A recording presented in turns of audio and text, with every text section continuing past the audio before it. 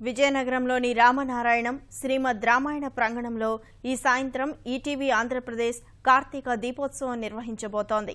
మైదానం సకల హంగులతో ముస్తాబైంది. కార్తీక దీపోత్సవానికి మహిళలు పెద్ద సంఖ్యలో హాజరు కానున్నారు. తాజా పరిస్థితిని మా ప్రతినిధి రాజారావు ప్రత్యక్ష ప్రసారం ద్వారా అందిస్తారు.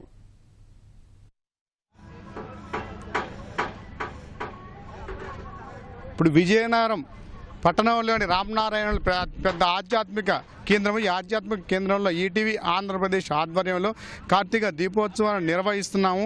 ఈ నిర్వహిస్తున్న దాదాపు సాయంత్రం 6 గంటలు ఇక్కడ ప్రారంభమవుతుంది. అందుకోసంగా ఇక్కడ అన్ని ఏర్పాట్లు కూడా చేస్తున్నారు. పెద్ద ఎత్తున ఇక్కడ సిబ్బంది అందరూ కలిసి ఇక్కడ ఏర్పాట్లు కూడా చేస్తున్నారు. ఈ ఏర్పాట్లలో కార్యక్రమంలో పాల్గొనేందుకు కూడా భక్తులందరూ కూడా సిద్ధంగా ఉన్నారు. ఇక్కడ రామనారాయణానికి పట్టణానికి దాదాపు 3 కిలోమీటర్ల దూరం ఉంటుంది.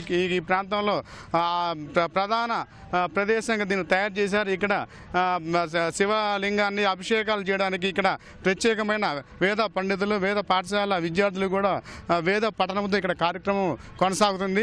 ఇక్కడికి వచ్చేందుకు కూడా భక్తులకు ఆ సమీపంలో ఆర్టీసీ డిపో ప్రాంతంలోని ఎన్సీసీ వద్ద ప్రత్యేకమైన బస్సులను కూడా ఏర్పాటు చేశారు. ఈ బస్సులలో కూడా భక్తులు వేలాది మంది వచ్చి ఇక్కడ పాల్గొనేందుకు బస్సులను ఏర్పాటు చేయడంతో ఇక్కడి నుంచి 3 కిలోమీటర్ల దూరం భక్తులు వచ్చి ఇక్కడ దీపాన్ని దర్శనం చేసుకుని పూజలు చేసుకునేందుకు కూడా ఏర్పాట్లు కూడా పెద్ద ఎత్తున చేసి ఉన్నారు. ఈ రామనారాయణ ప్రాంగణం మొత్తం కూడా దాదాపు 15 ఎకరాలలో ఈ ఆధ్యాత్మిక కేంద్రం ఏర్పాటు చేశారు.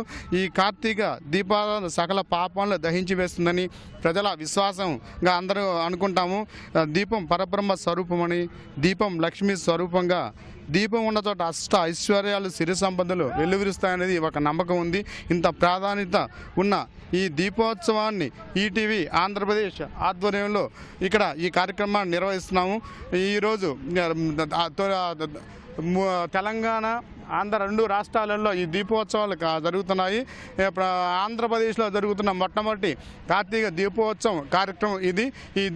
విజయనగరం చరిత్ర సంస్కృతి వాళ్ళకి పెద్ద పీట వేస్తారు. అందువలన ఇక్కడ జరిగే ఈ కార్యక్రమాలకి భక్తులు కూడా పెద్ద ఎత్తున తరలి వస్తున్నారు. ఇక్కడ వచ్చే ఏర్పాట్లు అన్నీ కూడా ఇక్కడ రాష్ట్ర మంత్రి మృణాల్ని వచ్చే జ్యోతి ప్రజ్వలన చేస్తారు. ఈ జ్యోతి ప్రజ్వలన అనంతరము వేద పాఠశాల విద్యార్థులు వేదాన్ని పఠిస్తారు. దీంతో ఇక్కడ కార్యక్రమం కూడా కొనసాగుతుంది. ఇందుకోసంగా పూలతో ఇక్కడ సభా వేదికను కూడా సిద్ధం చేశారు.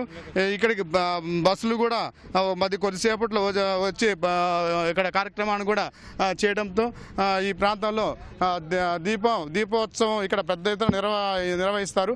6 గంటలకు ప్రారంభమయ్యే ఈ కార్యక్రమానికి కూడా జిల్లా అధికారులు కూడా ముందుగా కూడా తరలి వస్తున్నారు. ఈ రామనారాయణ ప్రాంగణం కోరుకొండ రోడ్డుకి సమీపంలో దగ్గరగా ఉంటుంది. ఈ ఒకవైపు విశాఖపట్నం రోడ్డు, మరోవైపు ఎల్కోట, ఎస్కోట, అరకు వైపు రోడ్డుకి మధ్య సమీపంలో ఉన్నందువల్ల ఈ రామనారాయణ ఆధ్యాత్మిక కేంద్రంగా ఉంది. దీన్ని చూడడానికి కూడా భక్తులు కూడా పెద్ద ఎత్తున కూడా ఎప్పుడు కూడా తరలి వస్తుంటారు. విజయనగరం రామనారాయణ నుంచి కెమెరామన్ రామారావుతో రాజారావు, ఈటీవీ న్యూస్.